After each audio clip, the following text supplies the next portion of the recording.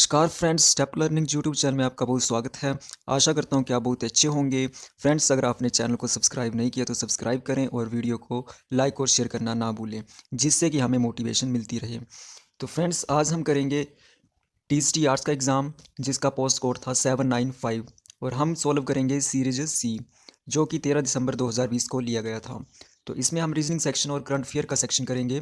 तो करते हैं स्टार्ट। क्वेश्चन नंबर 27, जो कि रीजनिंग का क्वेश्चन है। यदि अंग्रेजी वर्णमाला का प्रथम अर्ध उल्टे क्रम में लिखा जाता है तो आपके दाएं से 9वें अक्षर के बाएं से 9वां अक्षर कौन सा होगा? तो फ्रेंड्स, इसका जो सही आंसर है वो कौन सा है? Option number D. तो 27 नंबर क्वेश्चन का जो आंसर है वो क्या है? डी। उसके बाद हम बात करते हैं क्वेश्चन नंबर 28 की। तो जिसमें लिखा गया है, यदि शब्द कॉम्पनसेशन के पहले और दूसरे अक्षरों को आपस में बदला जाता है तो तीसरे और चौथे अक्षरों को भी, और इसी तरह आगे, तो दाएं से चौथा अक्षर कौन सा होगा?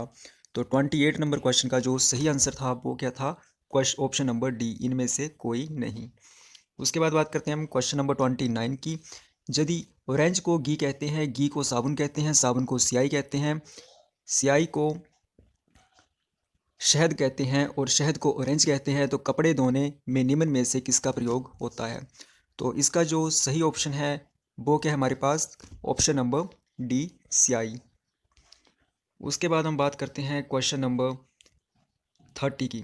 तो 30 में जहाँ पे दिया गया था, निम्न संख्या श्रृंखला में कितने 9 हैं जिनके पहले 3 हैं लेकिन बाद में 4 नहीं? तो इसका जो सही ऑप्शन है वो कौन सा है? बी। और ऐसे कितने जो 9 है वो कितने आएंगे? 4। तो इसका जो सही ऑप्शन था वो कौन सा था? बी। उसके बाद हम नेक्स्ट क्वेश्चन नंबर 31 की बात करते हैं। तो इसमें हम देखेंगे क्या दिया गया है। एक मंदिर में 32 सीढ़ियां हैं, समान समय में अमित 2 सीढ़ी उतरता है, सुमित एक सीढ़ी चढ़ता है। यदि वे एक साथ शुरू करते हैं और अपनी गति समान रखते हैं तो नीचे से किस सीढ़ी पर वे मिलेंगे?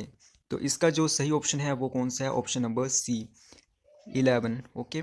तो अब हम बात करते हैं क्वेश्चन नंबर 32 की। तो 32 में दिया गया है, राजन विक्रम से लंबा है लेकिन ऐनी से नाटा है, ऐनी से जमाल लंबा है, विक्रम से सीता लंबी है, सीता से राजन नाटा है, सबसे नाटा कौन है? तो इसका जो सही ऑप्शन होगा वो कौन सा होगा? ऑप्शन नंबर ए, राजन। उसके बाद बात करते हैं हम करंट अफेयर सेक्शन की। आर्थिक मामलों पर कैबिनेट कमेटी सीसीईए ने हाल ही में किस वर्ग को बैंकों के लिए 1340 करोड़ के पुनर्पूंजीकरण की अनुमति दी? तो इसका जो सही ऑप्शन है वो कौन सा है? ऑप्शन नंबर सी, क्षेत्रीय ग्रामीण बैंक। उसके बाद बात करते हैं हम क्वेश्चन नंबर 34 की। कोरोना वायरस और लॉकडाउन से लड़ने के लिए गरीबों के लिए केंद्र सरकार के आर्थिक पैकेज का क्या नाम था? तो इसका जो 34 का सही आंसर है वो कौन सा है? ऑप्शन नंबर ए, प्रधानमंत्री गरीब कल्याण योजना। उसके बाद बात करते हैं हम क्वेश्चन नंबर 35 की। अंबेडकर के बौद्ध धर्म के ऐतिहासिक सम्मेलन के महत्वपूर्ण व्यक्तित्व का हाल ही में निधन हुआ, उसका नाम क्या था? तो इसका जो सही आंसर है वो क्या है? सदानंद फुलझेले। उसके बाद बात करते हैं हम 36 क्वेश्चन नंबर की। छठे अंतर्राष्ट्रीय योग दिवस 2020 के लिए मुख्य राष्ट्रीय इवेंट का आयोजन किस स्थान पर किया गया था? तो वो है ऑप्शन नंबर ए, लेह में। उसके बाद हम बात करते हैं क्वेश्चन नंबर 37 की। पाटिलपुट्पा, जिनका हाल ही में निधन हुआ, किस क्षेत्र से संबंधित हैं? तो इसका जो सही आंसर है वो क्या है? ऑप्शन नंबर बी, पत्रकारिता। उसके बाद हम बात करते हैं क्वेश्चन नंबर 38 की। प्रज्ञान कॉन्क्लेव 2020 भारत के किन सशस्त्र बलों द्वारा आयोजित अंतर्राष्ट्रीय सेमिनार था? तो इसका जो सही ऑप्शन है वो क्या है? ए, भारतीय सेना। उसके बाद कौन सा देश सार्वजनिक परिवहन के निःशुल्क बनाने वाला विश्व का प्रथम देश बना है? तो इसका जो ऑप्शन है वो क्या है? लक्समबर्ग।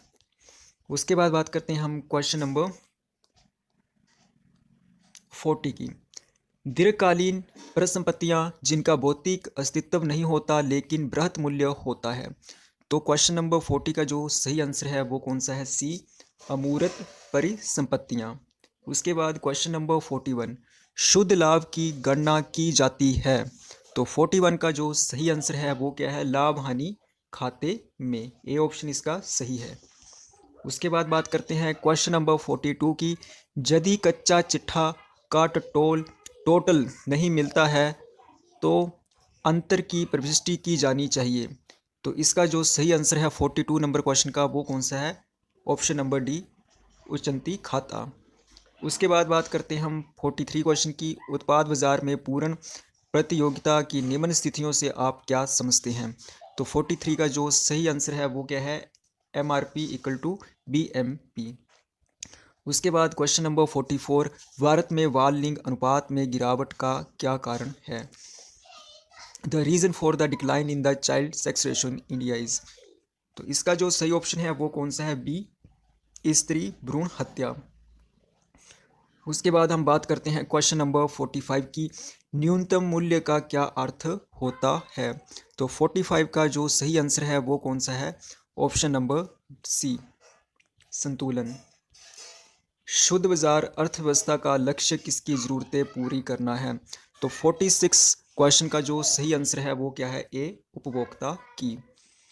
मांग का नियम का अर्थ क्या है? तो 47 का जो सही आंसर है वो क्या है? सी, जैसे ही कीमत बढ़ती है मांग की मात्रा गिरती है। क्वेश्चन नंबर 48, विधिक सेवा अनुपात इसके बराबर होता है। तो 48 का सही आंसर क्या है? Option number B. तो बी जहाँ पे इसका सही ऑप्शन है CRR SLR। उसके बाद 49 की बात करें तो प्रत्यक्ष कर वह कर है जो लगाया जाता है। तो इसका सही जो आंसर है वो क्या है? सी, व्यक्तियों और निगमों पर। उसके बाद क्वेश्चन नंबर 50, सरकार के लिए राजस्व प्राप्ति का मुख्य स्रोत क्या है? तो 50 नंबर क्वेश्चन का जो सही आंसर है वो क्या है? Option number D. उसके बाद बात करते हैं हम क्वेश्चन नंबर 57 की। तो इसका जो सही आंसर है, व्यक्तिगत प्रतिवादी, केंद्र समूह और प्रतिवादियों का पैनल को इस प्रकार वर्गीकृत होते हैं। तो 57 का जो सही आंसर है वो क्या है? ए, प्राथमिक डाटा स्रोत। उसके बाद नीति निर्माण किस भूमिका के अंतर्गत आता है? तो 58 का जो सही आंसर है वो क्या है? ए, शीर्ष स्तर प्रबंधक पर। उसके बाद 59 की बात करें हम तो यदि हम स्वयं के उपयोग के लिए माल खरीदते हैं तो हमें करना चाहिए। तो 59 का जो सही आंसर है वो क्या है? ए, आहरण खाता डेबिट, क्रय खाता क्रेडिट। तो फ्रेंड्स ये थे हमारे क्वेश्चन जो कि इकोनॉमिक्स और उसके करंट अफेयर प्लस रीजनिंग के थे। तो आशा करता हूँ कि आपको ये वीडियो अच्छी लगी होगी और best of luck for your result.